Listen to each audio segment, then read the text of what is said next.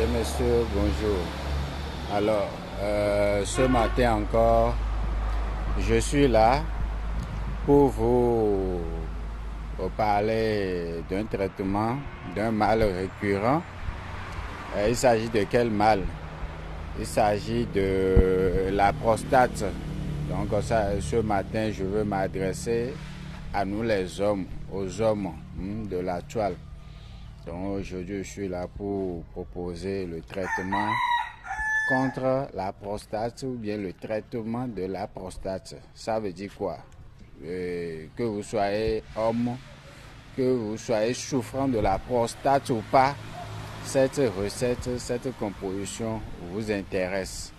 Alors, primo, qu'est-ce que nous allons chercher? Nous avions besoin de 5 plantes, de racines de 5 plantes. La première plante, nous avions besoin du quinqueliba sauvage. Regardez, c'est ça le quinqueliba sauvage. Donc nous avions besoin de la racine. D'accord, je vais encore mieux vous faire truc là pour que vous puissiez voir le quinqueliba sauvage. Regardez, ça c'est le quinqueliba sauvage. Regardez, tout le monde connaît le quinqueliba sauvage. Donc c'est sa racine. Vous allez chercher sa racine. D'accord? Vous cherchez la racine du quinqueliba sauvage. Alors après ça, qu'est-ce que vous voyez ici? Le papaye. Regardez le papaye. Alors le papaye, vous cherchez aussi sa racine. Mais la racine du papaye mâle. D'accord? Il y a 2 types de papaye. D'accord, il y a 2 types de papaye. Il y a le papaye femelle, c'est-à-dire celui qui donne de fruits et l'on mange, et celui qui ne donne pas de fruits. Le papaye mâle, c'est lui, il donne seulement de fleurs. Et ça peut pousser, ça peut avoir une dimension donnée, ça peut avoir plusieurs mois de naissance ou bien 1 an de naissance. Ça ne donne jamais de fruits. Le papaye mâle, ça. D'accord, ça ne donne que des fleurs. D'accord, vous voyez, ça ne donne que des fleurs. Ici, c'est juste pour vous montrer que c'est le papaye que je suis en train de vous montrer. Rien ne prouve encore que ce papaye-là, que c'est un papaye mâle. Non, rien ne prouve encore. Puisque c'est encore très jeune. D'accord, c'est encore très jeune. C'est après quelques mois encore maintenant qu'on saura, si ça ne donne pas de fruits là, qu'on saura que c'est le papaye mâle. Donc, vous cherchez les racines du papaye mâle. Alors, après ça, vous allez chercher le moringa. D'accord, vous allez chercher les racines du moringa. Tout le monde connaît le moringa. Je n'ai pas l'arbre du moringa ici pour pouvoir vous montrer ça, mais je crois que tout le monde connaît le moringa. Les vertus du moringa sont énormes. Donc, vous allez chercher aussi les racines du moringa. Donc, ça fait 3 arbres déjà.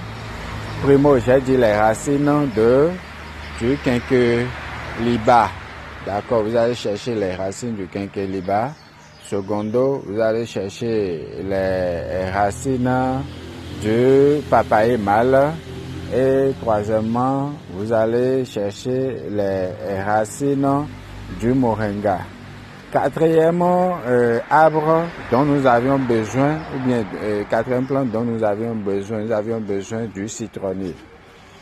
D'accord, nous avions besoin du citronnier. Vous voyez, le citronnier. Regardez le citronnier. Ici, c'est un jeune citronnier. Ça pousse encore, d'accord, vous voyez. Donc, c'est pourquoi c'est difficile pour moi de montrer ça correctement. Donc, ici, c'est un jeune citronnier. Ça pousse, ça est en train de pousser. D'accord? Donc, voilà, vous cherchez la racine.